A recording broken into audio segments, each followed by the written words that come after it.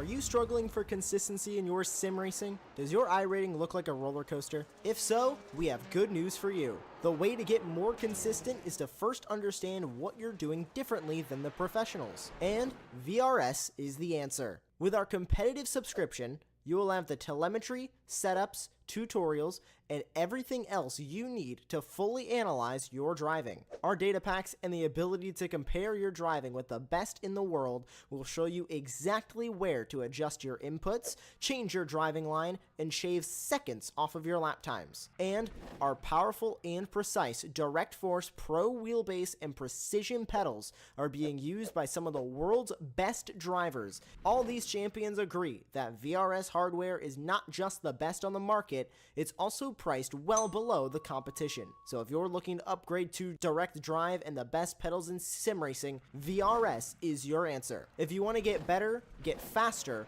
and make it happen sooner rather than later, you owe it to yourself to find out why so many people are switching to VRS. You'll be so glad that you did. Visit www.virtualracingschool.com and learn why the best use VRS.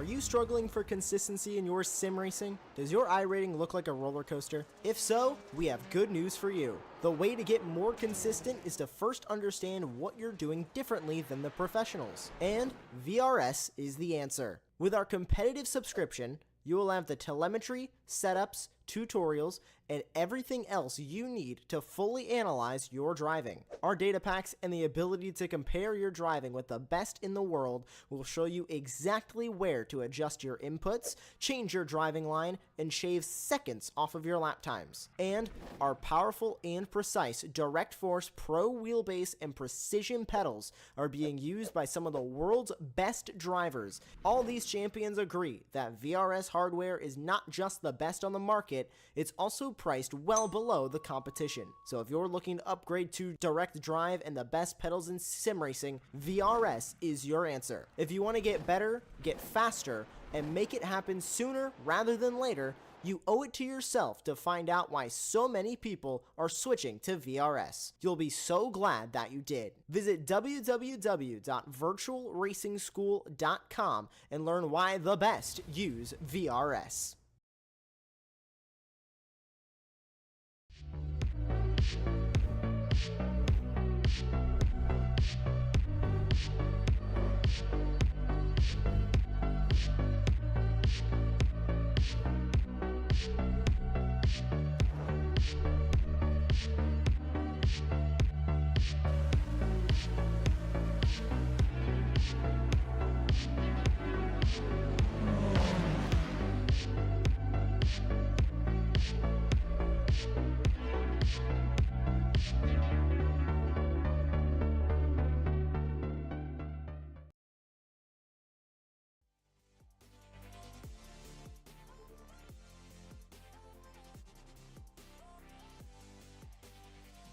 We witnessed one of the most dramatic final laps in Apex Racing League history in the first ever Apex Racing Academy Super Formula race last week.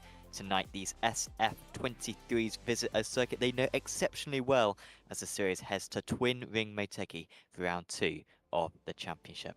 My name is Sam Fitzpatrick. Alongside me for tonight is Avery McDonald with Samudi Kume bringing you this stream on Apex Racing TV.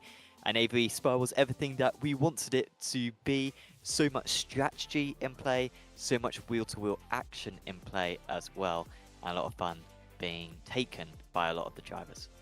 Yeah, we go into every race here on Apex Racing TV hoping for a finish like we had last week at Spa. And, you know, here at Twin Ring Motegi, I think we have another good opportunity for something of that stature to happen. So, Sam, round number 2, like you said, Super Formula cars. They're so much fun. I drove it earlier today for a couple hours, and I mean, I had a ton of fun driving. But I know these guys are a lot faster, and they're gonna have a little bit better time around here. Yeah, they're going to be pretty dangerous. And of course, you know, in the official series, this circuit is being visited as well. So hopefully a little bit of practice being able to taken by the drivers, even though this is, of course, a very new cast, only a few weeks old on the iRacing platform. Well, let's have a look at the championship standings. And a little bit of a disappointment is that our top 2 are not here tonight. Frank Garcia, unfortunately, has had to pull out of the series, which means that he may well end his Apex Racing League career with a 100% winning record, which is quite something for Fran. Unfortunately, personal issues getting in the way. Jose Alzugari is having to miss this round. He will be back for the future weeks. However, he is not around today, and that very much opens up the opportunities for Alcantech and Core and Geeks Energy Sim Racing to maybe take the championship lead themselves. Yeah, every time you have a chance to, you know, get through someone like that, Sam, you just have to capitalize and get as many points as you can. So, unfortunate for those drivers, but, you know, fortunate for the ones that showed up today. Exactly, and in the amateurs, it was a fantastic result by Hakon Yukorsen. He started from the back. Well, I say started from the back. He started near the back and then got involved in an incident which very much sent him to the back. Had to pit on lap 1 of the race, and just did the rest of the race on one set of tyres and managed to win out of the amateurs as the others made mistakes. I think he finished 8th place overall, and so the Icelandic driver is up on top. Garrett Spence, who's finished 2nd and 3rd in his past 2 Apex Racing League series. He's looking to go a little bit better this season. and he's up there. Ricard Boberg in third, albeit I would say Edward Pop, who had 0 points from last time out. Watch out for him because he's been very good in practice so far. I should apologise for the slight delay for this stream tonight. It's about a 15-minute delay. However, we all are all running, and there hasn't really been any action missed because we're joining qualifying midway through as we planned, and these drivers trying to set as best as they can with the one attempt they have for this session, Avery. Yeah, one attempt. It's very important to get a good clean lap, as you know. If you get the 1x, that'll disqualify that time. So the pressure's on, and you know, especially here at Twin Ring Motegi, qualifying is super important. Do you think it's going to be much more important than Spa? I mean, Spa, you see all these straights. Do you think it's still going to be able to overtake around this place, or do you think once they get into position that actually overtakes around here are going to be slim pickings? I think there's going to be some more overtakes than what we may think, but with this car has that, you know, the turbo mode, so we'll see what happens here, Sam. I don't know. The field is always so close between the pros are so close together. Same with the amateurs. It's just gonna have to, you know, we're just gonna have to wait and see. And that's the thing with a new car to iRacing. We don't have a lot of races to base, you know, stuff off of. So I'm really looking forward to round number 2. Lots of, well, it's always daunting. Look at all the green sectors, but that's what you expect because it's only one lap. If they're not setting personal best sectors on their one and only lap, then something's going really wrong for them. Kevin Swemster, despite a purple's first sector, he goes to 4th. Lee Aberdeen, he goes to 5th. Coulson in 9th. By the way, these drivers going out in groups, and the groups are in reverse championship order, so the guys at the top of the championship will be going out in the last group. And so theoretically, pole position should be coming up later on, but that third group haven't necessarily done a whole lot to the standings there, and it's the likes of Grassetto and Lafaro, who didn't have very good round ones, currently on the front row of the grid.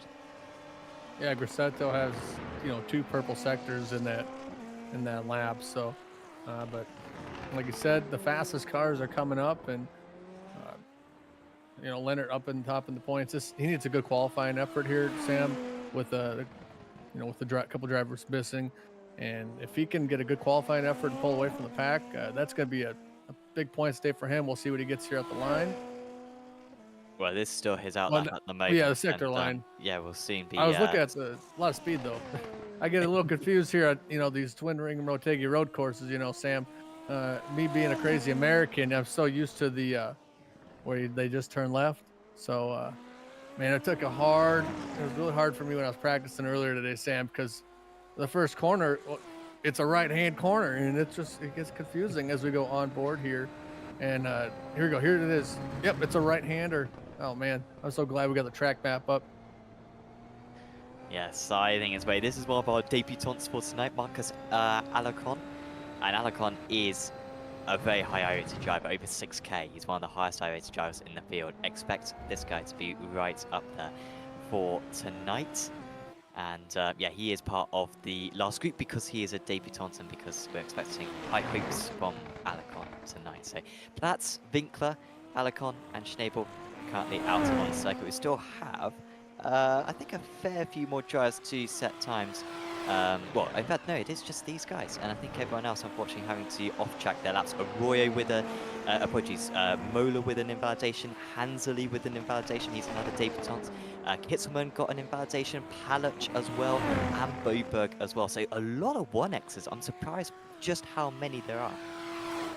Yeah, I mean, you know, Twin Ring has some tough spots here to, you know, maintain the track as you take a look on corner exit. If you go a little bit wide, you're going to, you know, go off track. So you want to use up as much of the track as possible, but you don't want to use up the grass and get your time disqualified. But we're going to be really close here for...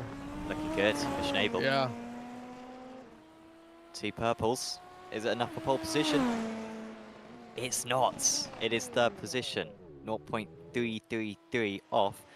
Alacon coming to the line now. He takes that third position off him, and it comes down to Winkler and Platt. But by their sector times, these are not going to be troubling the front row of the grid. It's solid from Winkler, but I think it'll be 6th or 7th at the best. Yeah, 6th or 7th, you know, that's okay. You're still in a good spot, but Man, what a lap by Grassetto there to, take that fastest time, and it's by 0.2 of a second, and that's a lot compared to what we've seen before. I think this will be probably 9th place maybe for Platts.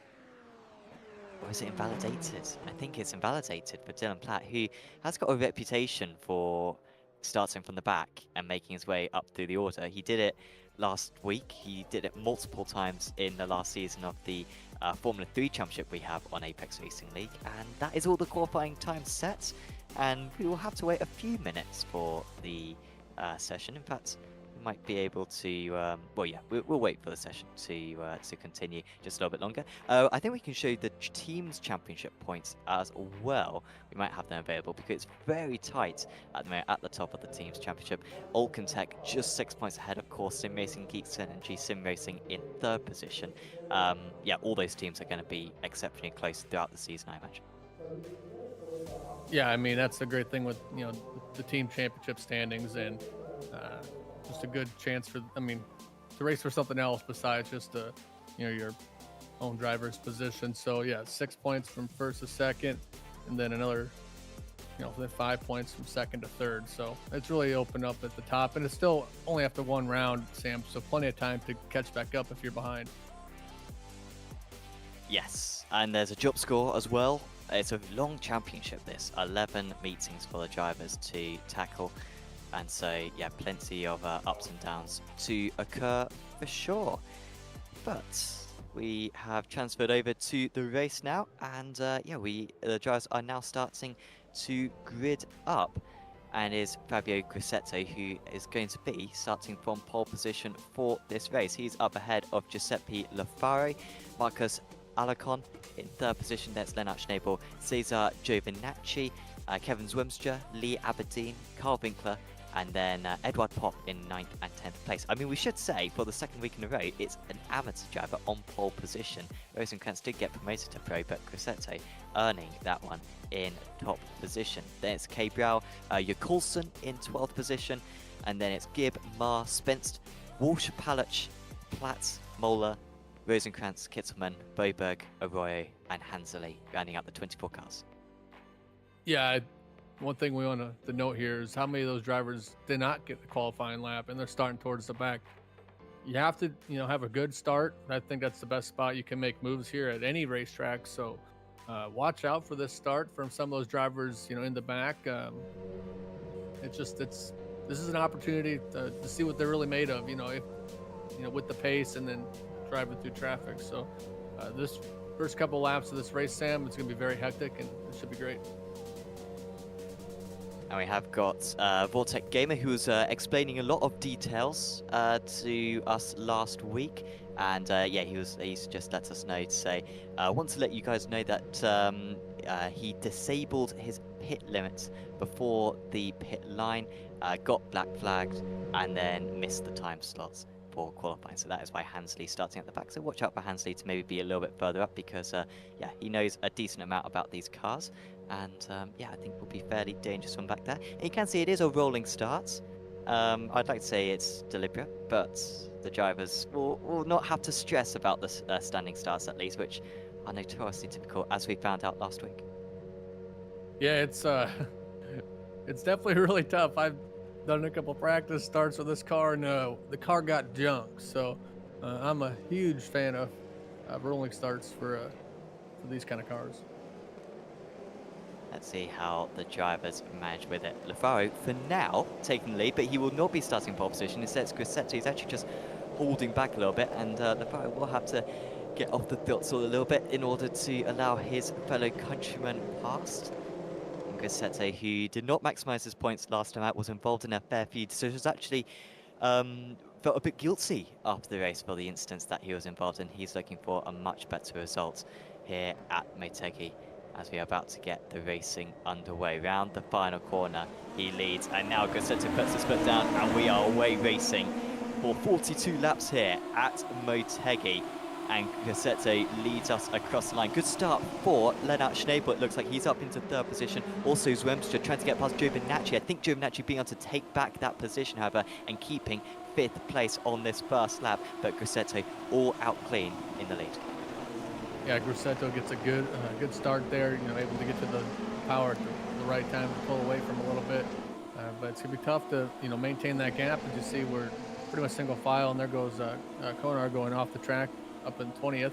So not the best start for him, but able to regroup, and we got 42 laps to put down some good pace. Not sure what's gone on there for Gib, but he's down 8 places from his race start. Arroyo and Rosenkrantz with qualifying bans. Watch out for Chris Rosenkrantz in 24th place. He'll be sliding his way through the order. So too is Marcos Alacon, and he is up into 2nd place. He's got past Lennart Schnabel, and that is retaking the position that he lost on the first corner. It wasn't a good start for a couple of those drivers. It's a poor start as well for Jay Walsh, and he has spun around. That's a slightly odd place to lose it. A fair bit after that S corner in the middle sector.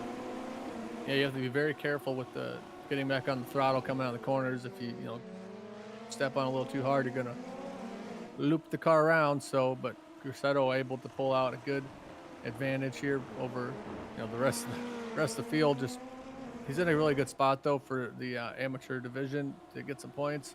To know he's got this. Oh, attack mode or overtake button is on for Lafare, and he's got underneath Grosseto, nearly contact between the two, but you can see that rapidly flashing green light on the top of his helmet. That means that he is applying the boost, and that's why he's got terrific straight line speed.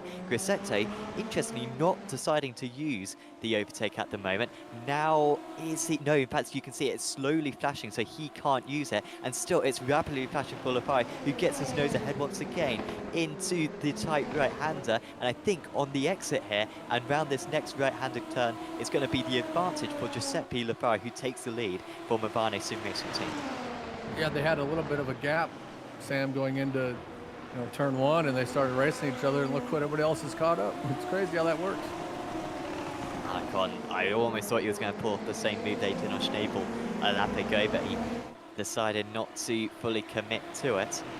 And still everyone's in the same straights almost, down to about 14th position. And so it's Lafare now leading Grosseto at the front of the field. Yeah, just that kind of happens with the boost and able to make those overtakes, and that's what kind of makes this car kind of fun. Is because you have a limited, you can run the overtake, and we're able to make passes. If they didn't have the overtake, some of these passes wouldn't happen so often. So I'm really a big fan of that. Yeah, it's very much one that makes it much more possible for the drivers to make their way through the order. Kay Brown nearly being overtaken by Paluch. Paluch made a mistake in his qualifying. That's why he started so far down, but he's up to 12th place. We expect to see Paluch to be a driver who's fighting for top 5s consistently, and starting in 17th place, that was not representative, but he's up to 12th place now, 8 seconds off the lead. Oh, as Coulson has made a mistake. Not familiar with the Icelandic driver making too many errors like that, but the Geeks Energy Sim Racing driver, who's the leader of the Amateur Championship going into this round, he's got some catching up to do now. He's down to 14th. Yeah, he's still in a decent spot, but a little contact there with Samuel tried to get a good run. But yeah, still in a good spot. I mean, yeah, 14th overall, but fourth for the amateur division. As long as you keep the car clean for most of this race, I think you're going to start gaining spots. As we've already seen 2 laps in on lap 3, some mistakes happen here side by side for second. And Alacon using the boost as well. That light is rapidly flashing. He now turns it off, interestingly, halfway down the straight. I think he just felt he's got the move done. He doesn't need it anymore. Almost contact with Grosseto. He qualified ever so well, but that is starting to be undone. He's down to 3rd position. And Lafare and Alacon both making their way past. And, well, we were a little bit concerned that overtaking might be a rarity, but at least these top 3 have demonstrated it's very possible. Yeah, just, with that overtake, it just helps out so much. And if you're in, Grosseto's, spot, you just gotta kind of keep driving, just keep digging, and, just try not to burn your stuff up. I mean, still 3rd place is really good, but here's Chris in 18th place. He got to start from the back. Well, was it 20th or so? Yeah, Rosenkrantz, starting. Well, in fact, he even started from the pits to Rosenkrantz, apparently. So he didn't have to start from the pits. but yeah, his penalty was a qualifying ban. Doesn't seem like it's lost him too much time though, so it's around some circuits like Indianapolis, you can lose 20 seconds by starting from the pits compared to starting out on circuits. But Rosencrantz 15 seconds off lead. I would not rule him out of even a podium, frankly, Rosencrantz. He is absolutely rapid, and in practice, he was half a second faster than everyone else. It's a real shame that the guy hasn't been able to use that potential, which put him into pole position last time out at Spa. He's the fastest car so far on the track. I mean, helps when it's clean for you. But here's Marcus up in second place, trying to catch up to Giuseppe up in first. Just a 1 second gap. So, I mean, they got to kind of just stay in the line and try to catch back up, because the more they're racing, the more that gap's going to grow between first and second. I've got to think tactically about this. And Schnabel having a look. Is he on the overtake now? It's not necessarily a whole lot of obvious overtaking spots around this circuit, as Coulson's had another issue, and that's a bit more of a sizable one because he's lost multiple tyres, it looks like.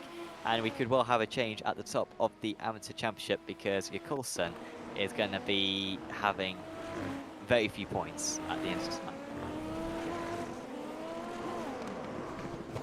So very common mistake, isn't it?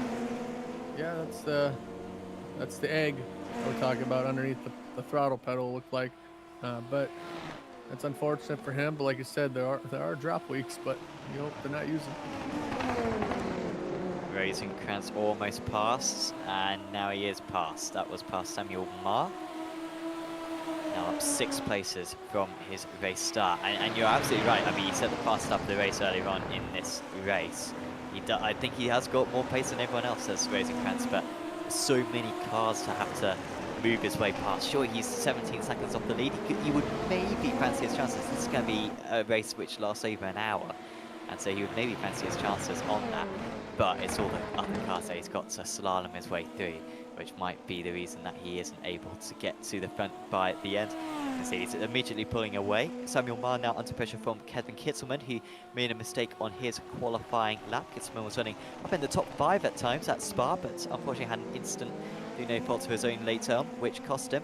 And yeah, he is going to soon be able to get past, and he is past. Meanwhile, Lennart Schnabel has been able to get him to third place as Gibb decides to make a whole new track there, cuts in the corner. Yeah, back up to the front. I mean, I think the thing to look out for is Marcus. They're up in second fastest. To set the fastest time, we'll take a look at a replay here for the battle in the front. Well, not even the overtake, was it? It's just a much better exit.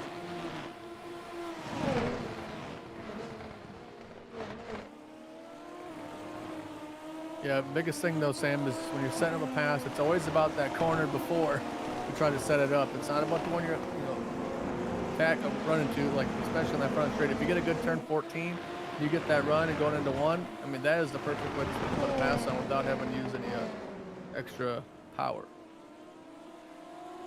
Yeah, you're absolutely right. And those who aren't familiar with this car, the drivers have 200 seconds of boost to use during the race. And you can apply that boost in whatever chunks you want. You can apply it all in one go if you want, or you can spread it out. But each time you turn off the boost, you can't use the boost for another 100 seconds, which is about a lap. As Grossetto's really struggling around that final corner and loses more time now to the rostrum positions. But yeah, once you use the boost and you turn it off, you can't use it for another 100 seconds. So that is something to consider later on. You can't use it just like a curse button. You have to use it sparingly. Zwimstra is now the next to try to attempt to overtake Grossetto, who historically has struggled on tyres. And it's a bit early to say that he's struggling on tyres, but even at this time, you can overheat your tyres and lose grip. Yeah, you always got to be careful. Every corner is important. You don't want to lock them up or slide at all. So, but Grossetto's still in 4th place. Really good position for him. And just got to keep the car clean. That's the big thing when you're in a spot like that. You're 4.5, 5 seconds ahead of the next amateur driver. So you just keep the car clean. You should be okay.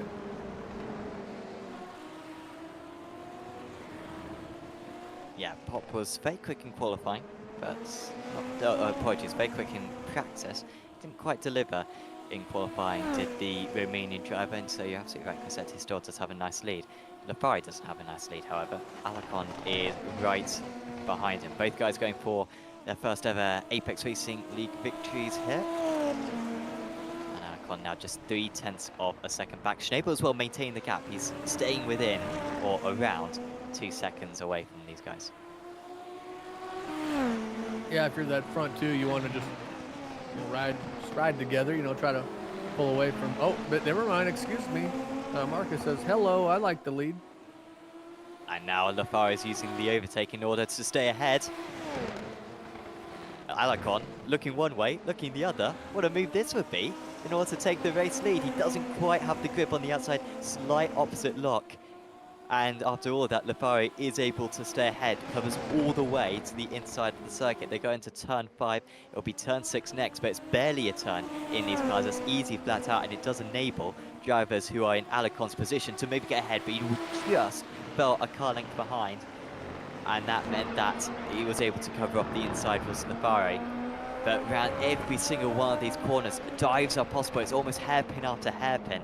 And Lafari's got absolutely no relief. He's a bit wide again. And Alarcon is really causing him a headache right now. And Schnabel is right with these drivers, just half a second behind. Yeah, I'm all for racing for the lead, but it was 2-second gap at the start-finish line. And we're not even done with this lap, and it's a half a second. So you got to be very careful when you're making your moves, because you're just going to make it a 3-car battle when it doesn't need to be.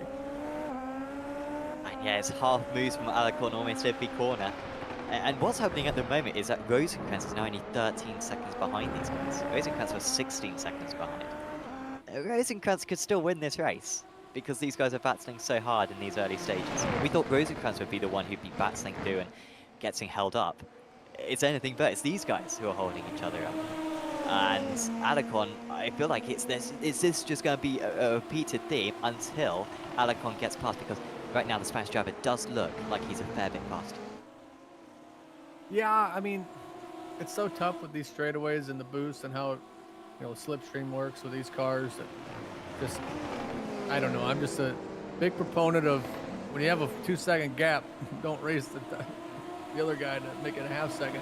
But man, Schnabel just doing a really good job up in third. I think he's got a lot of pace, so it's only lap 9 of 42, so we've still got a ways to go. And we've now got really everyone up to Giovinacci with each other. 6 drivers. It's good to see 3 Italians doing well on a circuit which at least I associate with Motegi on the most part, called Super GT, and I believe Super Formula. I may have to check that Super Formula actually, because I think it may have actually been a limited stay for them. But certainly Super GT makes its welcome. But yeah, appropriate that there's 3 Italians leading the way in a circuit that I associate with Motegi, because yeah, Black & Iron Co. Very successful record round here. As Lafari, with that slight battling behind, opening up the gap to 0.6 of a second as they move on to their 10th lap of this Motegi circuit. Yeah, of this fantastic Motegi circuit, probably my top 10 on iRacing, Sam. So when I seen it, Motegi was on the schedule, I was just super ecstatic to go to a premium racetrack like here. I'm not so enthusiastic. I think it's too many hairpins for me. I think a few too many slow speed corners. If it was more corners like we have in the middle sector, the turns 6, 7, 8, I'd be absolutely down for it. It's this section. This is the best part of the lap. The rest of it, all a bit too fiddly for me personally. But to race on, to be fair, it usually delivers pretty good action. You're absolutely right with the absolutely good action, which is what we've had so far. Keep in mind, Rosenkrantz is up to 13th. He's got 0.4 behind 12, so he's got to start putting on some laps if you want to catch up to this top 3. Thanks to Duck Rotation for subscribing. It's a very good name, really good name. A few people asking about the rolling starts, and yes, it was not deliberate. This is a standing start series, and so the drivers will be returning to the standing starts for next week, but they get some relief and decided to try to make the best use of the rolling start off the line. But yeah, it didn't seem to make too much of a difference in the end. I think most drivers will be pleased that they weren't given the opportunity to have the deficit that the stunning start can cause, because it is ever so tricky off the line. Awesome to see there, the top 8. Even Winkler was on the same straight for a moment there. Winkler is about half a second a lap slower than these guys, but for a car which is so new, I'm pleasantly surprised that we don't seem to have runaway drivers, as Winkler, bit of a cuss there, overshoots it and loses a couple of extra seconds. Yeah, still in a decent spot for him. I mean, 8.5 seconds back from the leaders. If they start really battling hard and maybe a little contact, which we don't want to see happen, he'll be able to catch back up. But really good run for him, though. Just look at your 9th place here. And sitting there back in the behind him is a second amateur driver, and Pop, and put on a really good run. I mean, fast lap times, ran about 1.5 seconds off of the faster drivers. But this is the battle we're really looking at. Is Chris Rosenkrantz is up in 12th position, and he needs to make moves if he wants to start catching up more, because the more time he spends behind someone who's slower than him, the more time he loses. And for those who aren't aware of the format when it comes to the races for this series, there is one mandatory pit stop. The drivers have to take all 4 tyres at a pit stop in this race. And yeah, you can't take fuel in this car. iRacing won't let you. It's a bit annoying, but to be fair, it's the same in real life, so I guess it's accurate. But yeah, no refueling in this car. And so, yeah, you just have to take the tyres, which don't degrade that much as Chris Rosenkrantz moves up into 11th place. You can do the whole race just on 1 set of tyres, and if they didn't have to make the pit stop, they probably wouldn't take tyres. But I do think there will be a decent advantage on those fresh tyres, particularly the rear tyres, come the end of this race, I agree. There's a lot of traction zones with all the hairpins around the circuit. Yeah, you have to be very cautious on when you're going to make your pit stop and how much tires you lose. The way I kind of look at it, like if you're a driver like Rosenkrantz, I think once you start catching up to that pro field, I think that's when you come in box, because then you get a clean track and trying to pull away, because he's obviously got a lot of pace, and the cleaner the track is in front of you, the faster you're going to end up being, especially when it's slower traffic in front of you. Really nice lap time there for Alicon. His times are getting better and better, 30.38 that last time around. So far, fastest lap of the race is a 30.26, so only a 10th of a second off Rosenkrantz's best lap of the race that last tour round. This time it's a little bit slower, 30.7, and actually lost 1/4 of a second to the Mabane Sim Racing driver ahead. He had to really survive an assault earlier on in the race, but since then has been able to be a little bit more peaceful out ahead, with Alicon just looming half a second back. Yep, we've seen it before where these front two have a little bit of a gap, and it starts to diminish. So maybe we'll see if they'll battle or not. But really a top 3 runaway, and there's Aberdeen up in 7th place, just trying to stay with Caesar here.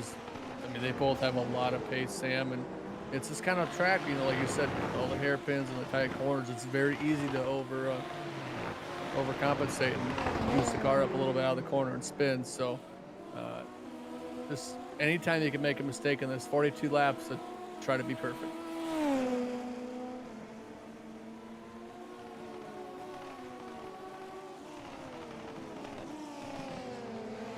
Yeah, it's really tricky not to make mistakes over the course of what is quite a long race. And of course, in the official series, it's much shorter than this. I think it's. I don't think it's a distance that the official series do. I think it's more of a time thing where they try to make it about 40 minutes or so. So it is a decent chunk extra for these drivers to manage with. And of course, not too dissimilar to the real life series as well. 250 kilometers, I believe, the real life guys race. This one 200 kilometers for tonight.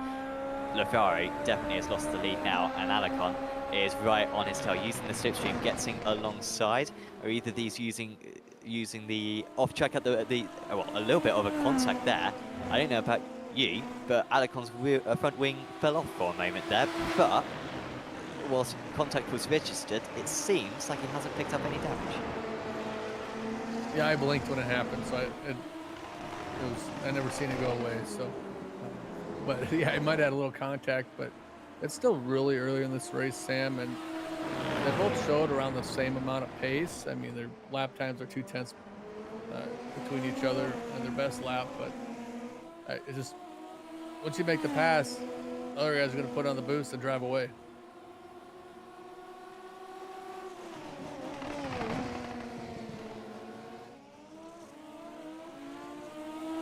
Still stable, 1.3 seconds back. Cossetti's done a good job. He's still only 2.2 back. I thought he may have been falling behind Rennsport fairly quick, but oh no. Oh, he's just made a mistake. It's Cossetti. It's that same corner. Really struggles around the final corner. It is a demanding section of the circuit, and he is not losing that position, but Rennsport is right back on him after building up a nice 2.5 gap. Yeah, that that sector between turn 11, that 90 degree to 12, 13, and 14 to finish off the circuit. It's a very tough portion of the track. There's nothing really else like it. So you get all those hairpins and nice little smooth flowing sections of the racetrack, and you go to the end, and it's like, oh, this is different. Here comes almost another battle for the lead. So the top three are still starting to pull away. It's 3 seconds between third and fourth. So, but man, this is a really good battle in the top three. Yeah, this is furious right now. And oh, as we've got Jay Walsh now into the pit lane. This is Walsh's first pit stop, so this can work for drivers. Even if you do have to take repairs early on in a race, have to take an unscheduled pit stop, you can, just go to the end of the race without any more pit stops, and you can come back. As it was for Jay Walsh, and he's just decided to come to the pits, so it seems fairly ordinary for him.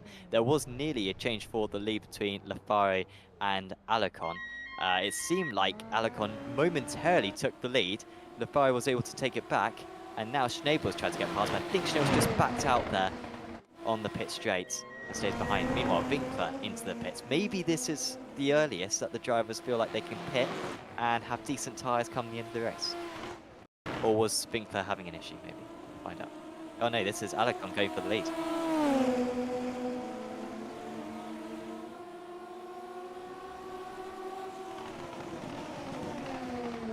He so nearly got past. I mean, really did not do a whole lot wrong. Nearly gets his car alongside, but just that swooping line for Lafari kept him ahead, and then he was so close through the final corner. Very little turbulent air, considering the nature of these cars. I'm not sure how realistic it is. Usually iRacing does turn down the turbulent air a fair amount compared to the real life machines. But trying to follow as closely as he possibly could that final corner, but still didn't have the chance in turn one.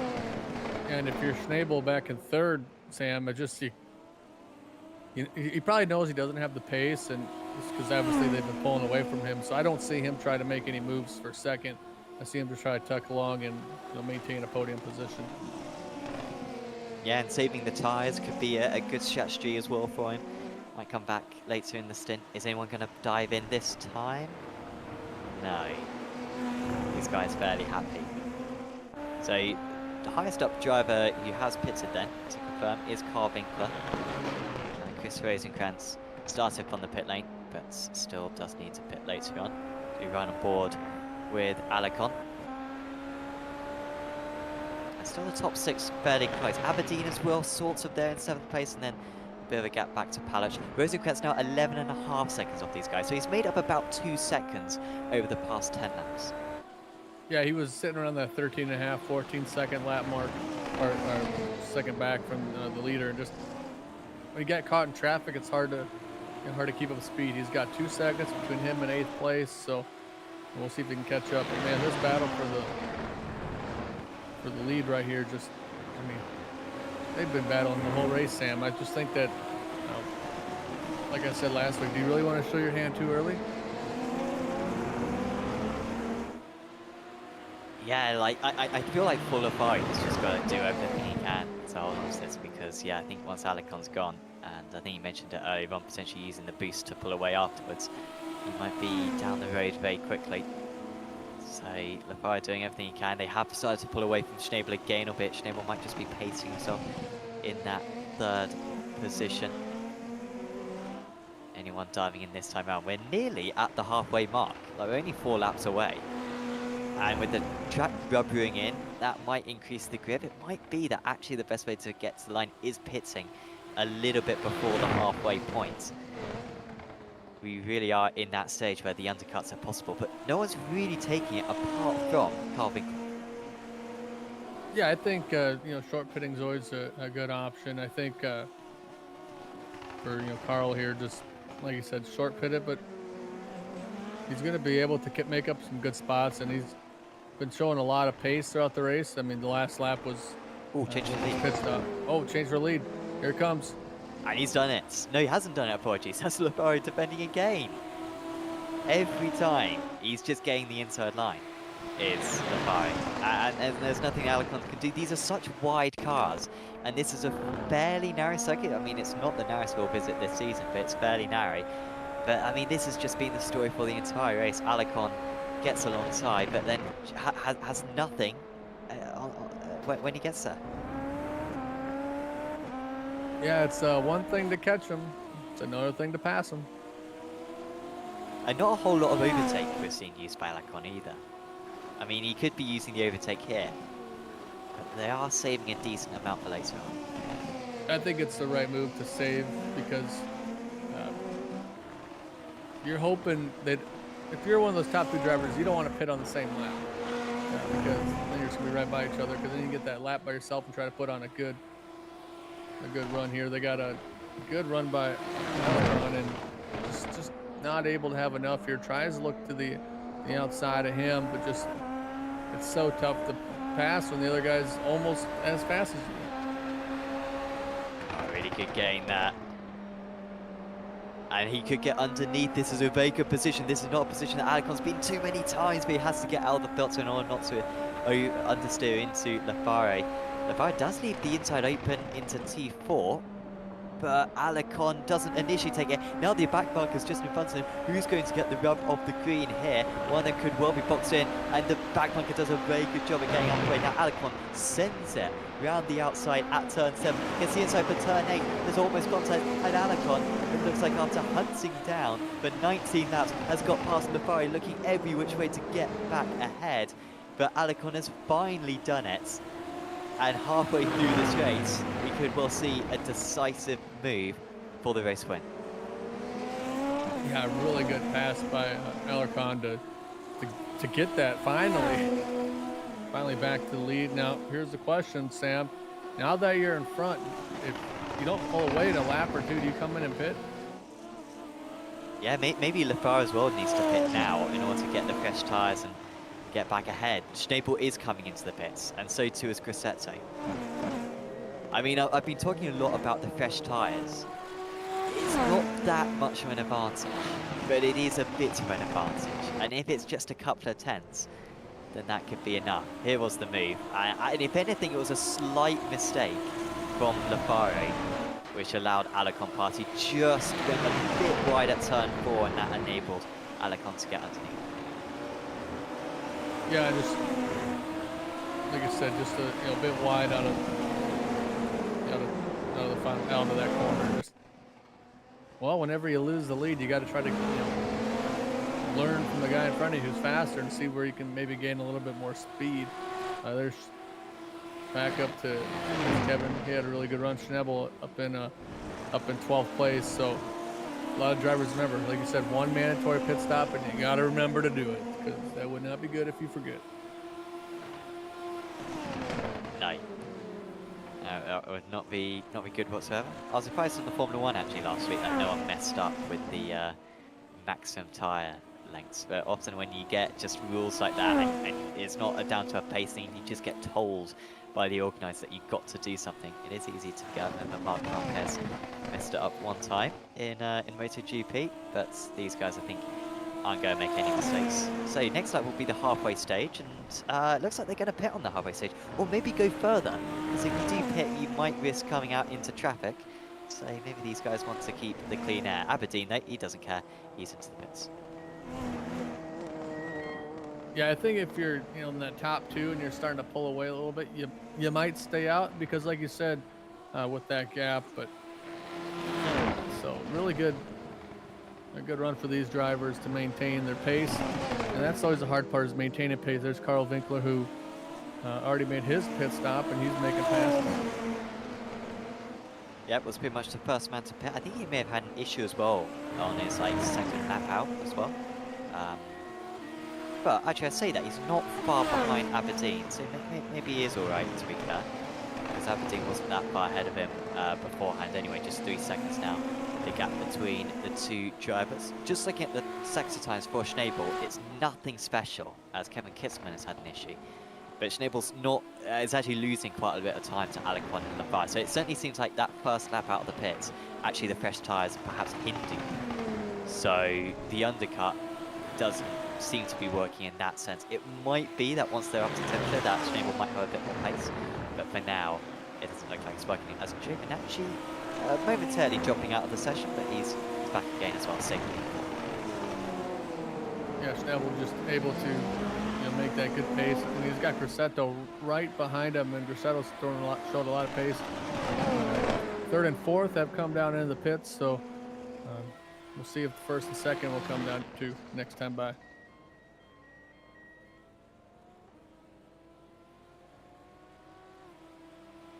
So being held up a bit behind Kittelman was Schnabel and Grassetto. So that might be what Giovinazzi and Zwemstronko need in order to get ahead. Oh no, Giovinazzi's overshot his pit box. He's massively overshot it as well. I think he's lost a load of time as Giovinazzi with that error. And yeah, we'll lose a couple of places. Rosenkrantz now ahead of him. Schnabel and Grassetto stay ahead of Rosenkrantz. Rosenkrantz now ahead of Aberdeen, so I think that may have been a change made in the pit stop. But what a shame for Giovinazzi because, yeah, I feel like he lost about 5 seconds there. Yeah, I mean, you can't make those kind of mistakes, especially on pit road. You got to make your pit stops very clean. So top 5 drivers have not pitted yet, Sam. So we'll have to see when they come out. And I think your fastest guy who's pit is Rosenkrantz up in that 10th position. Has a relatively clean track. You just got to hope that Kevin doesn't run him so hard because, like we've seen earlier, racing side by side here, you're going to lose so much time to the people in front of you. Yeah, you're absolutely right. And another lap completed by the leaders. Very happy to stay out. Lafay struggling to keep tabs, albeit, well, a couple of laps ago he actually gained time to Lafay, but they both had a bit of an iffy lap that last time round, into the mid and high 30s. Edward Pop with pretty good previous lap as well. And in fact, actually Lafay lost all his time in the final sector on that last lap. He actually lost half a second in that final complex of corners, so that's why he's a little bit further back. He now sets the fastest second sector of anyone, so Lafay still getting a good amount of adhesion from those tyres as Palic has come into the pits.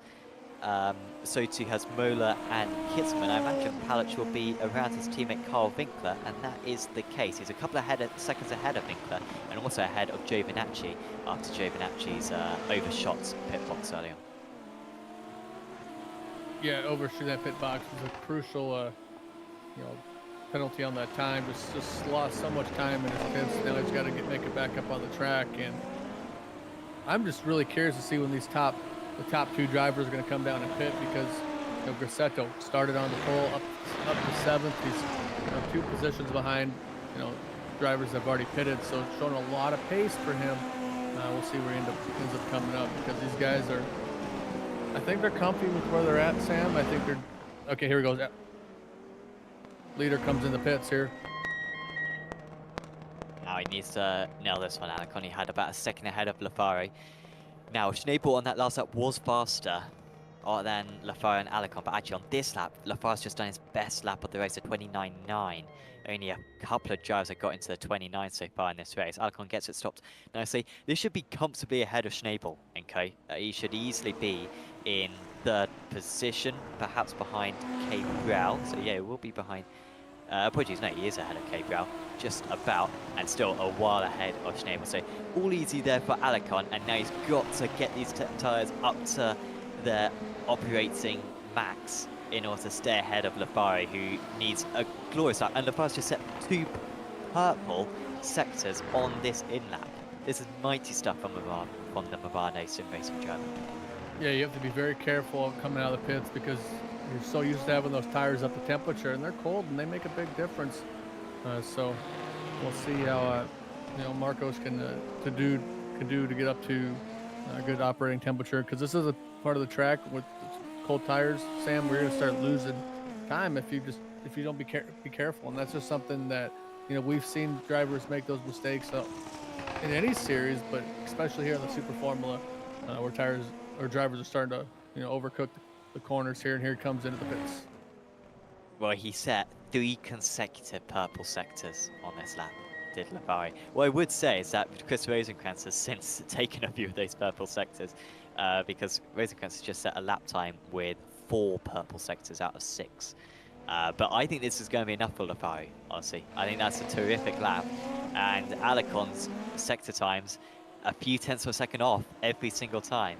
Lafari, stationary, needs to get out of the pit soon. He's a quarter of a second longer stationary than Alicon. That might be enough Alicon to keep the lead. Lafari will accelerate, coming out now, and he is going to just be ahead. The man who led the first 19 laps of this race, who lost it for 5. He's taken it back again on lap 25 of this race. But back comes Alicon. He knows how important that this is because Lafari's got slightly colder tyres. Lafari trying to push him off, but still leaving a car's width on the outside. Now, who's got the boost to apply? Neither of them using the overtake at the moment, and Alicon could well get back past on the corner that he passed his rival earlier on in the race as well, and he has done. Great work there from Alicon, great composure in order to retake the lead here at Motegi. Yeah, first thing I want to say is for Lafaro there, great in lap. I mean, that was how he made his gap, because if he didn't run that really good lap coming in the pits, the chance of him even coming out with the lead was slim to none. So really good job by him on that in lap, but Alicon just made the right moves. He showed his hand earlier, but man, 0.7 of a second. Now if he can make that pace and just try to be ahead of using the boost there and maintain a good spot. So he's got the lead, 0.7 of a second, lap 25 of 42. We'll just have to see if he can pull away, because he's been showing a lot of pace so far. Look at Chris Rosenkrantz now, just 5.5 seconds off these drivers, albeit with a few cars to overtake and a few fast cars as well to overtake, because Lennart Schnabel just set the fastest clean lap of anyone. He's right with these drivers now again. Cesar Sebra hasn't pitted yet, and that is why he is amongst these guys, and the likes of Schnabel and Swemstra and Cossetto will be desperate to clear the Brazilian ASAP and lose any more time than they have to. But right now, Schnabel is losing a bit more time than he has to. Yep, Schnabel just needs to get by him. Here he goes. Okay, Brow's fighting it. Schnabel will not be happy with this. I think he's going to have the bare exit here. But that's half a second lost at least, maybe even closer to a second. Yeah, every position is important, but when you haven't pitted yet, you're racing a guy who has pitted, sometimes it's best just to let him go, because you never know next time. If you run into him, they might race you really hard. So it's a give and take kind of race, especially with these Super Formula cars, with how fast they are. You've seen some of the drivers give a little bit, that way they don't junk the cars. So, but really good run for especially the top 5 for maintaining pace. Shout out to one of our sponsors for this series, well, our title sponsor for this series, Apex Racing Academy. And Apex Racing Academy providing data packs for many different cars in iRacing, including this Super Formula car as well. And so if you want to get yourself a bronze, silver or gold subscription, which includes track guides, set up some group coaching sessions as well for a variety of cars. Do check out apexracingac.com. And of course, if you want to sign up for this championship, which you can still do on apexracingleague.com, you actually get a free month of Apex Racing Academy. So we do recommend subscribing to the championship, taking part in the final 9 rounds of the season, joining the field, and yeah, using that free subscription to help you get up to pace in these Super Formula cars. Cabral still refusing to come into the pits, and now he's got Rennsport, Grosseto and Rosenkrantz all behind, and Rosenkrantz now within passing range of Grosseto for the first time in this race. Yeah, Grosseto, you know, like you said, you know, down to 6th place, has another position coming with the pits, but still a really good run for him. He's got a good 10-second gap between him and the next amateur driver, so just staying in the tow right now and put on some really good laps, but we'll see how Kevin's going to be able to get around. You know, Caesar here for the 4th position. It's like, when is he going to come in a pit? Because it's so tough to know when you're going to come out of the pits, especially if you don't have someone helping you in the box. But here's Rosenkrantz making, you know, good use of the slower cars and the slower car in front of him, and able to catch back up to this pack. So we'll see if he's going to be able to get around him here soon. It's the fastest clean lap of anyone to Rosenkrantz that last tour, and he has actually set a 29.3 earlier on. This race contacts, and that is damage for Cabral, and it could well be damage for Rennsport as well. He went for the overtake at turn 1, and now Rosenkrantz wants to get past the pair of these drivers ASAP. And that was, oh, I'm not sure exactly whose fault that was, but Cabral losing his rear wing. Now you can see the extent of the damage. And if he was planning on going any further than he has already in this very long opening stint, those plans have been dashed, because he will need to be pitting for his faster pair right now. Yeah, I would say he's going to come down and pit it, but I'm no expert, Sam, so, and I don't claim to be, but I really think he'll come down and pit. Here's a replay of that incident. So too far back from Rennsport, potentially. He was. Cabral pretty much taking the normal racing line. I think really Rennsport was putting his nose on the inside and just hoping that Cabral would open up the steering. He made it very clear that he was going to overtake, and Cabral decided to just race normally. But it's a tricky scenario, that, isn't it? When a driver has yet to pit, it's still a fight for position, but it's a worthless fight, which doesn't reward either driver. Yeah, you can't lose in that battle. I mean, you can't win in that battle. Here comes down to the pits. Gonna get that faster pair, change those 4 tires, and just got to regroup. And you know, only on lap 29 of 42, plenty of time to get back going.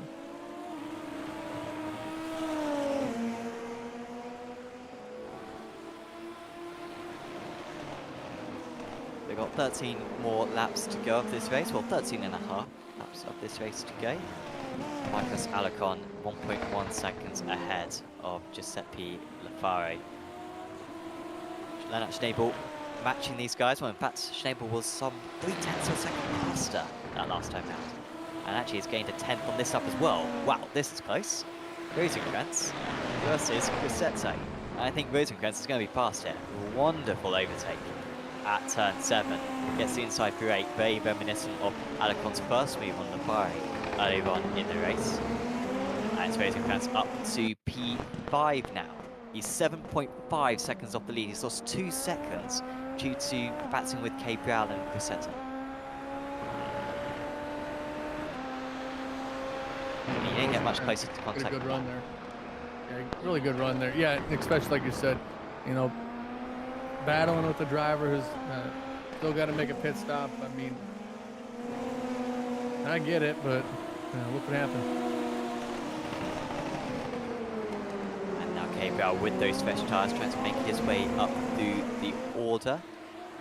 I think this is actually him defending against Kisman, because he's had a bit of a poor outlap here as Cabral since taking on a new rear wing. And you might be thinking, why didn't he lose more time? Well, he used his faster power, so that is why he was able to get back out nice and quick. Kisman, meanwhile, with that flashing roll hoop, he was using the attack. I keep calling it attack mode. It's called overtake. Overtake mode. in order to get ahead on that back straight. He's up to 14th place in what has been a frustrating night for Chris. He had a spin just before his pit stop. I think he may have had an issue very early on in the race as well. But this is fairly competitive, this battle for 13th place. Platt's in amongst these guys at the front of this train. Platt, of course, messed up his qualifying time, and so starts up on the back. That's why he's so far down the order.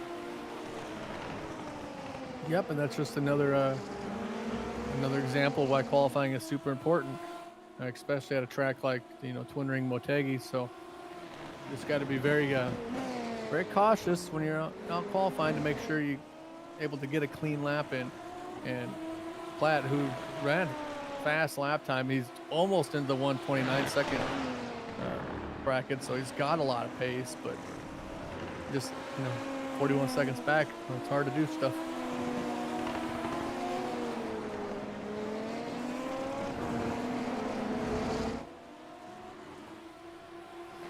This is the closest battle going on out on circuit, and I feel like the most likely overtake. Fastest lap of the race for Chris Rosenkrantz, 29.2.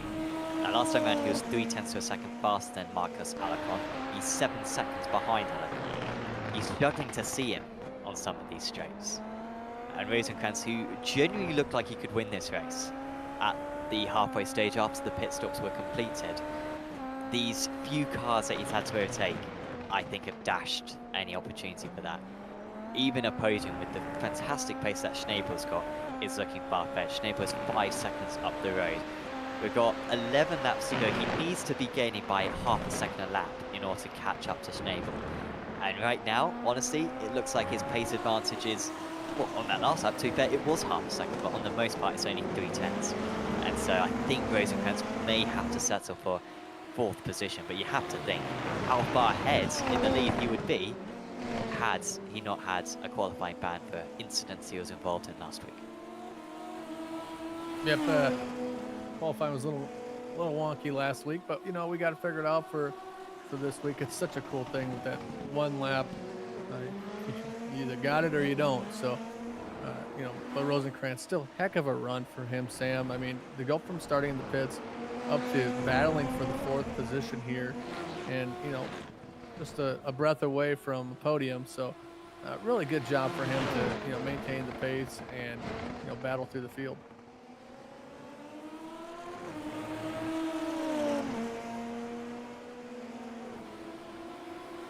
Shouts out to another one of our sponsors, Virtual Racing School. Virtual Racing School, of course, providing data packs similar to Apex Racing Academy for many different cars on iRacing, including oval vehicles as well. But of course, they also provide hardware as well to VRS, and that hardware involves their wheel rim, their wheelbase, and their pedals as well, used by pro sim racers and casual racers alike, because they are very affordable, very high quality sim racing equipment. And if you want to get yourself some pedals or just check out what they are like, do visit apexracingsim.com, where you can purchase them, or go to brs.racing. We do thoroughly recommend, and there is actually a video on the Apex Racing Team YouTube channel where Jamie Fluke, a pro sim racer, he races in ESR R1 and raced in PESC earlier on this season as well, discusses what settings he uses to get his VRS pedals to their max performance. Yeah, very good products. I know a lot of people that run their stuff, and just a really good wheel and pedal set for a reasonable price. So I definitely check them out. But one thing I want to check out is Rosenkrantz. He's caught up to Kevin here in that 5th position. It's like we said earlier, it's one thing to catch him, it's another thing to pass him.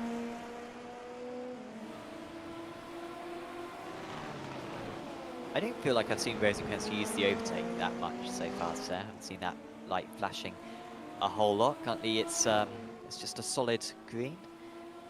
Grosseto 2 seconds behind these guys. The Aberdeen, a little bit of a quiet race for him as well, in 7th place right now, just ahead of Make Palach.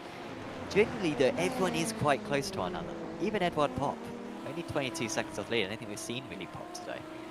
But 33 laps into the race on a car as tricky as this, it's good to see that the field spread isn't so large, and he does demonstrate just how well these guys have adapted to this new vehicle. Yeah, absolutely. Anytime a new car comes out, you know, just gotta. Biggest thing is to get laps. I mean, that's the most important thing. And here's a side-by-side battle for fourth position. Yeah, and it looks like this is going to be simple enough for Rosenkrantz. Perhaps a small mistake from Rennsport, it looks like, because he was able to get alongside early in the straight.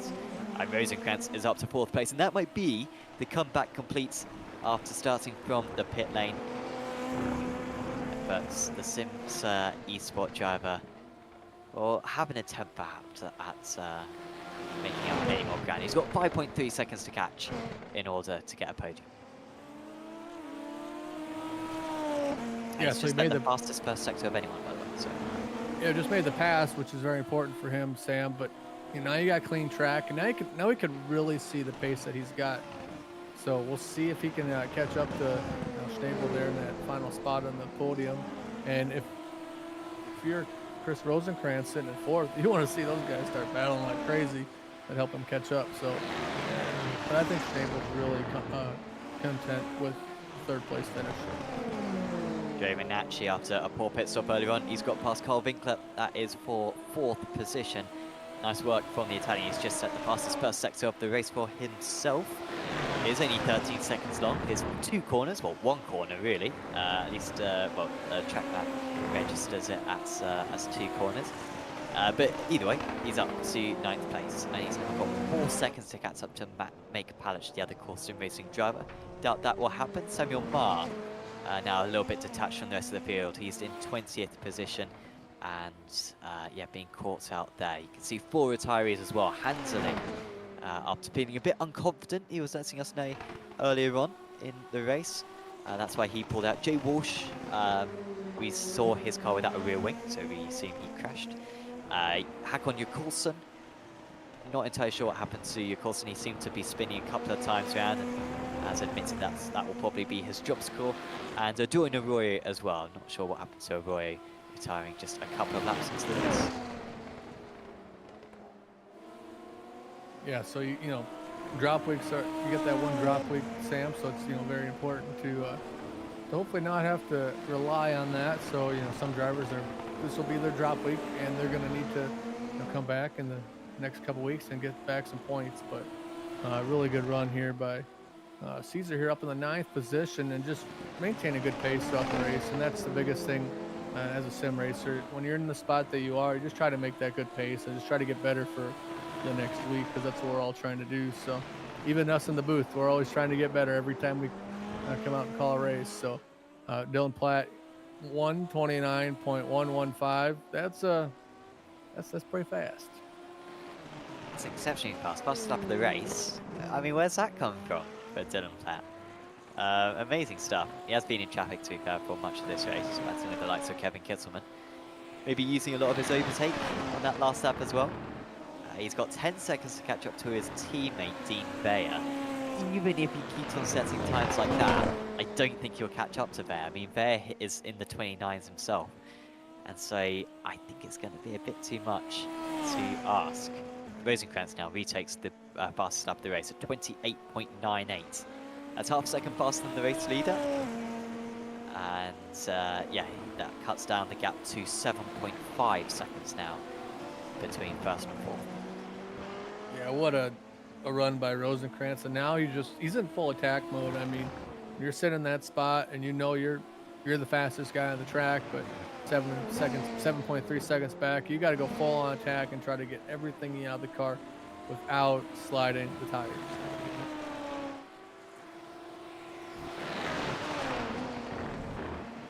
Yeah, they can overheat very easily. Shouldn't have too much tire deg. However, at the end of the stint, we saw the drivers fairly happy. I mean, you saw Kay Brown stay out for ages in his first stint, seemingly disregarding the importance of fresh tyres.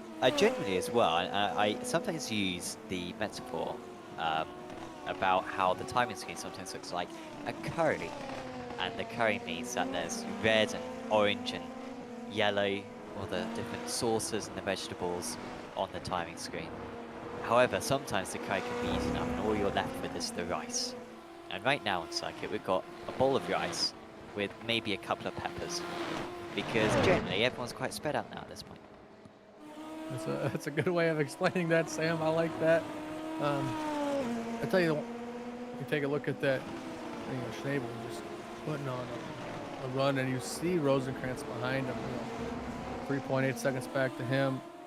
Rosenkrantz's car is just rotating and motivating, and trying to get back up in that spot there up to the podium, and just a really good run. Here's Giuseppe up into second place still. Still had really good pace, Sam, as Marcus was able to pull away from him. Yeah, it's just been little bits, hasn't it? It's been like a 10th of a second a lap for Alicon to pull away. The car hasn't been making mistakes, but it's just been edging ever so slightly away. And then Schnabel staying very close behind. They are coming up to lap Samuel Marr. I think that'll be it for them. I don't think they'll quite catch up to Garrett Spence by the end of the race. I think it will just be Marr, who they have now both got past. And Spence is... actually, Spence is only going through the final few corners now. So he might be catchable for them. Alicon might just be exiting the final corner. You just saw the top of his car go over the crest right now. But Spence, his pace isn't that bad. He's using about 2 seconds a lap. So it will be tight to see if he stays on the lead lap or whether he just falls a lap down as we get to the hour mark.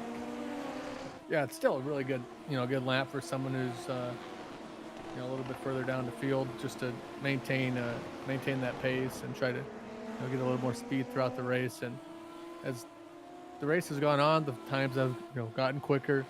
There goes Gibb there, and spins around, and I think we're going to see the fastest lap on either 41 or 42 when someone's just getting that overtake and just using up all they got.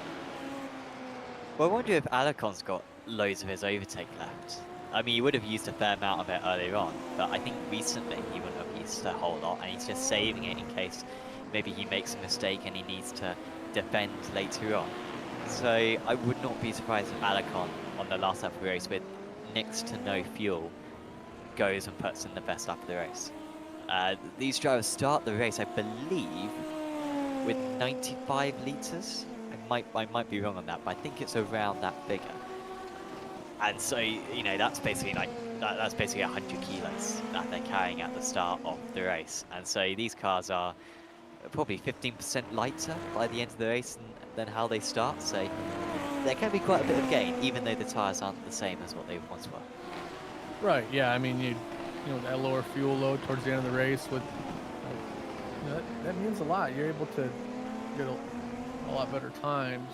And speaking of better times, Rosenkrantz 128.8. That's about 3 to 4 tenths quicker than third and Schnabel. And and like I said, I think Schnabel's very content with that third place in the in that podium. Doesn't quite have the pace, and like he's seen earlier, the more they battle, the more time they're going to lose to fourth. So maybe see him try to make a move on lap 41 or 42. He's been very patient as Lennart Schnabel, and he's not always the most passive driver, is Lennart.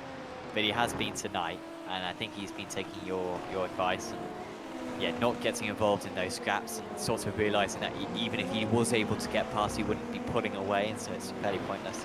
So I think you are right. I think it would be a lap 41 or 42 move, but he's got to get closer than this, obviously, because he has dropped off just a little bit in the last lap or so, just at the fastest second sector of anyone, however, to be fair, and just at his personal best sector 4. So he's definitely pushing as hard as he possibly can, is Schnabel, in order to get an opportunity, and he hasn't really ever got that close to Lafare, but he needs to capitalise on any small mistake that presents itself. Rosenkrantz now 2.5 seconds behind these drivers.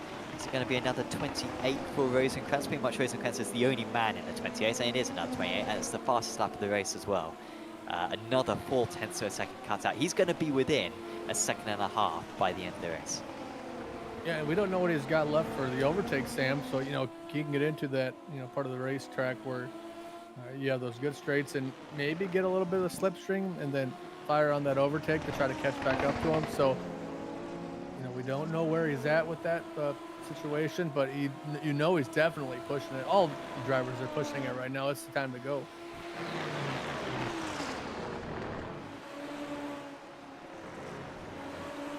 Final shout out to our last sponsor, SDK Gaming, as well for sponsoring this.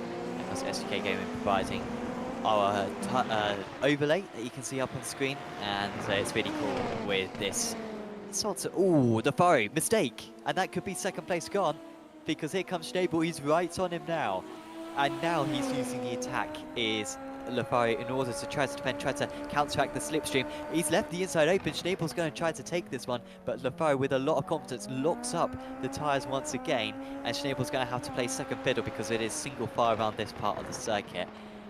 But that was the mistake that Schnabel was waiting for, but he wasn't quite close enough to capitalise on it. You know who's smiling after that, Sam? I think I have an idea. Rosenkrantz. Oh, he's back underneath again. It's another look-up, and I think Schnabel is going to capsize this time. He's on the grass now, is Lafari, and he might even lose the podium position because Rosenkrantz is right with these drivers as he uses the overtake mode now behind Lafari with one mistake too much. He was locking up the tyres on basically 3 out of 4 corners there, and that has given up the position. And here comes Rosenkrantz. And Lafari, who has led this race for the majority of it, he might not even get on a podium after all is said and done because he's got no overtake to use. It's Rosenkrantz with the overtake, and it will be Rosenkrantz into turn 7 who takes 3rd place with a lap and a half of Motegi remaining. Oh yeah, that was a tight battle there, Sam. But man, Rosenkrantz just in the right place at the right time to get up into that 3rd place in the podium. It's not guaranteed, but he's still sitting at a good spot. Lafari's run out of boost. You can see it's red. He's got absolutely nothing left. The last burst he had was defending against Schnabel and then retaliating against Rosenkrantz. But Rosenkrantz has still got his overtake on. He is absolutely draining it. He's been saving this thing up. And with a lap to go, he's got a second to gain. Unfortunately, he went slightly wide at turn 9. But to be fair, now Schnabel's using the overtake as well. So they're both on the overtake. And this could well be the fastest lap of the race for one of them on this white flag lap. And look at Alarcon as well. He's on the overtake. He's just at the fastest second sector of anyone. And a personal best first sector as well. All these top 3 are going to be lightning fast on this last tour of the circuit. Yeah, Schnabel just has that, gap, and man, Alarcon just put on a really good run. Knew when he made the pass that it was his time to go, and he just showed so much pace towards the end of this race. And like you said, we might have the fastest lap here on lap 42 of 42. Personal best, 3 personal best sectors for Alarcon, 3 personal best sectors for Schnabel, 2 personal best sectors for Rosenkrantz. I think we might see the fast lap of the race broken 3 times across the line. It's not going to matter too much. There's no bonus points for it or anything, but there's a little bit of extra pride. But on his debut, Marcus Alarcon, it looks like he's going to be able to take away the most amount of points he could have dreamed of. May not be fast lap because he's being held up right at the end of the race. Garrett Spence wants to stay on the lead lap if he possibly can. But there's going to be no beating Marcus Alarcon, who on his Apex Racing League debut takes the race win at Motegi and a crucial sum of 80 points to his tally. Schnabel finishes in 2nd place. It was the fastest lap for Rosenkrantz at 28.18. That's half a second faster than anything else during the race. And he was just a few tenths of a second away from claiming an unlikely 2nd place. Fabio Grassetto will finish top of the AM drivers ahead of Pop and Bayer in 11th and 12th overall. Giovinacci beats Winkler to 9th place. Yeah, what a good battle there for Alarcon coming out of the pits and able to maintain that pace. And this is the driver I'm going to look for next week, Dylan Platt, who's put on a great pace, and I think he's going to learn from today that he needs get that good qualifying time in for next week, and that's the driver I'm going to be really looking for next week. Recovers up 5 places to 13th. Kittelman behind him. Moeller, Cabral, Gibb, Boberg and Spence will be about a minute and a half away from finishing the race after the race lead, because he was the best part of a lap behind, just a few meters away from going a lap behind. Right at the close, he's got his teammate though ahead of him, so not much of a motivation for the No Limits drivers. Who round the final corner now, and it will be the Swede beating the American. Well, we'll have a quick chat with a couple of our drivers in a short while. And one of them is already ready to come up and have a chat with us. So we'll have a look at the final results then. And there they are. I pretty much went through it already. Alacon 4.3 seconds ahead. Rosenkrantz came within 5 seconds of the race win in the end. And it was Fabio Grassetto taking the race win in the amateurs ahead of Pop and Bea, who finished on the podium. Let's quickly get into the interviews and let's have a chat with Lennart Schnabel, who joins us now. Lennart, congratulations. That is a second position in what looked like a very intense race. It was definitely exhausting. Let me tell you that. On the other hand, I didn't really deserve P2. That was some weird overtake from me. I'm sorry to Giuseppe if you're seeing this. That wasn't really my intention to come together there. But at the end, our pit strategy was a bit off. We could have cut it in the pit lane a little bit more, lost 2 seconds there. But all in all, it was again decent race. We have pace to be up there. Yeah. It seemed like the top 3 of you were so evenly matched, and a couple of others as well. I mean, your teammate Kevin and Fabio as well were right with you at the start of the race. It must be pretty cool to race so close in those early stages, because I mean, I think 10 laps into the race, we had the top 6 separated by 5 seconds or so. It seemed particularly competitive tonight. It was pretty damn close. But on the other hand, sometimes it was just a bit too much, at least for me. When P2 and P1 and P2 started fighting, I tried to keep a gap because that looked a bit aggressive, and I wasn't sure if something's gonna happen, so I kept my gap to them with a little bit of hope that they're gonna come together. Didn't work out, but it's fantastic to have such a tight field, especially in the top 10. You know, you see top 4 after 42 laps, 6 seconds or 7 seconds.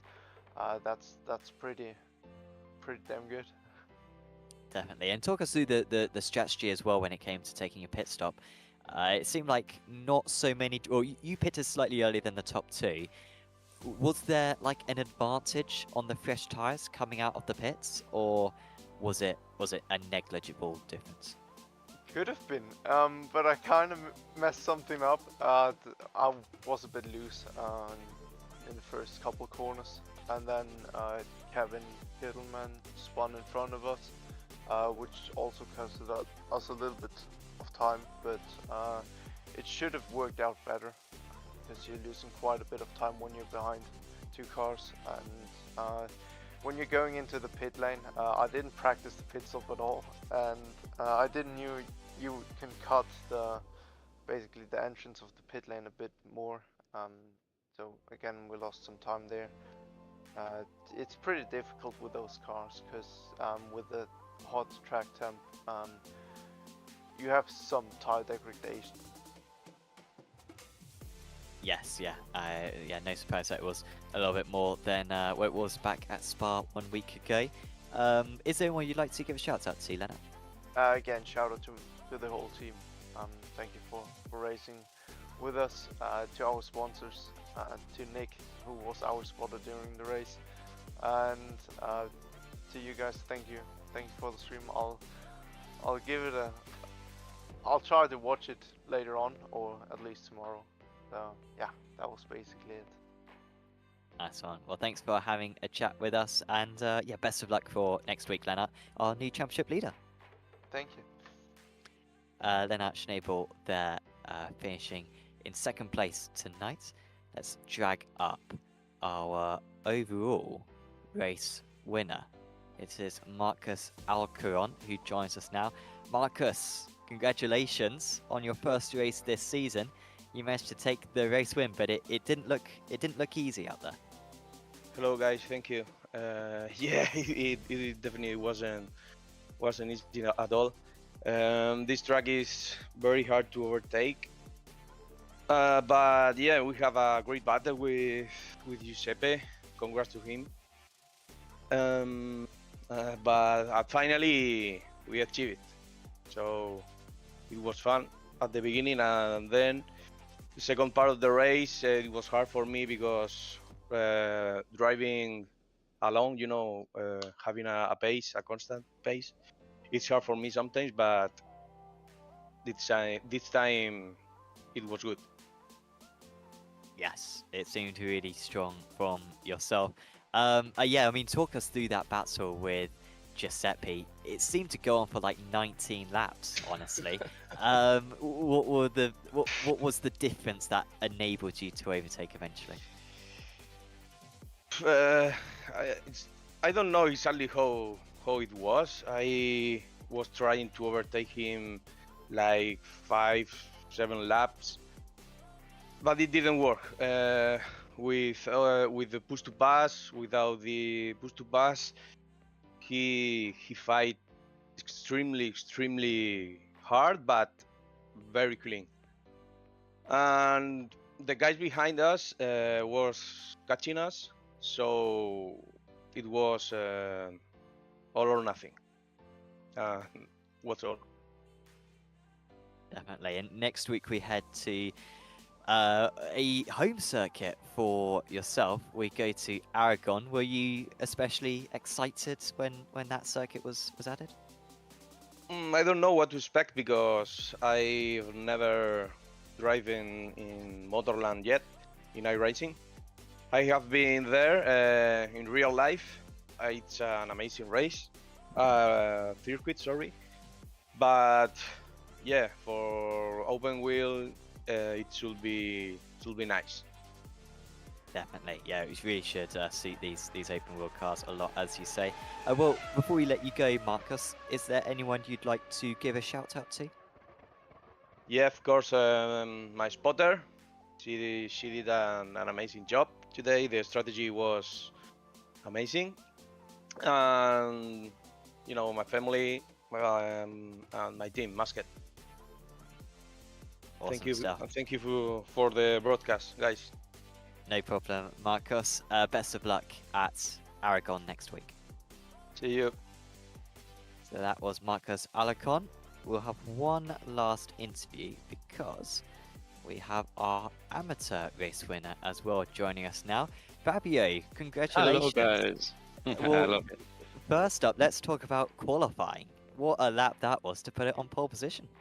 Yeah, it was a good lap for me. I didn't do maybe one very small mistake on the lap, but yeah, I think I got a bit lucky because the other fast guys didn't do a good lap. But still, I had the first pole position for me in Apex Racing Leagues. Yeah, that was a really mighty effort from yourself. And then, how was it in those early stages? I mean, you had a lot of quick cars very close behind you. It must be quite tricky to keep your head when you're surrounded by, 7 or 8 drivers, as it was in those early stages, all racing around you, trying to overtake, and you trying to overtake them. And everyone was faster than me in that stage. Yeah, I just focused on doing a clean and good lap one. And then I knew that I didn't quite have the pace to keep up with the guys, or at least keep them behind for 42 laps. So yeah, I didn't fight too much. I've tried a bit against Giuseppe, but yeah, there was no way of keeping the place for 42 laps. And yeah, I just did my race from then on. Yeah, and it seemed to work very well for yourself. Going ahead now to the next round of the championship, Aragon. Have you had the opportunity to do any racing down there so far? Or will that be a first-time experience on iRacing? No, it's the first time. I still have to buy the track, so I don't even know the turns because I didn't watch the race there, so let's see. Well, hopefully you're able to get up to speed, Fabio. I'm sure you will be able to do so. Is there anyone you'd like to give a shout out to? Yeah, all my teammates, my team, because they are not taking part in the championship, but yeah, they are. I'm sure they are watching. So, ciao. Awesome. Well, thanks for coming up and having a chat with us, and best of luck. You can keep this form up. Thank you, guys. See you later, next week. Fabio Grosseto there, your race winner in the amateurs and pole sitter as well overall. And yeah, Fabio, I think with a first and a third in qualifying, he seems to really mix well with these one lap qualifying sessions. Avery, next up then, I mentioned it a couple times already, Aragon. A circuit that honestly I can only picture with motorbikes a bit like this circuit, honestly. I think that will be good, honestly. It's a one that the drivers are going to have to learn. A lot of them don't know it. It's quite a complex circuit as well. Not an easy track in the slightest. And I'm just happy that we're using a track which so far by the iRacing community hasn't necessarily been warmly welcomed from what I can see. I will tell you this, Sam. I don't know anything about that track. I've never been on the track, so I got a week to put some laps in for the broadcast next week, so I kind of have a good idea about the track. But looking at the layout, I think it should put on a pretty good show. It is perhaps up there with Willow Springs as one of the most deserted, like, sceneries in all of motorsport, and there's nothing built around the circuits either. So yeah, it was absolutely insane track, and yeah, should be a good race circuit. For a race circuit, it's a fairly new one, only about 15 years old, and yeah, we'll be visiting it for the second time in Apex Racing League next time out for round 3 of the championship. So that is pretty much it for us tonight. Big thanks to SDK Gaming, to VRS and to Apex Racing Academy for sponsoring this broadcast and this series. Of course, if you've enjoyed this video, please do leave a like on it and subscribe to Apex Racing TV. Also check out the social media pages for Apex Racing League and Apex Racing TV on Twitter, Instagram, Facebook and TikTok. But for now, from myself, Sam Fitzpatrick, from AV McDonald and from Samuli Kume, we will say goodbye and we'll see you back next week at Aragon for round 3 of the championship. See you then.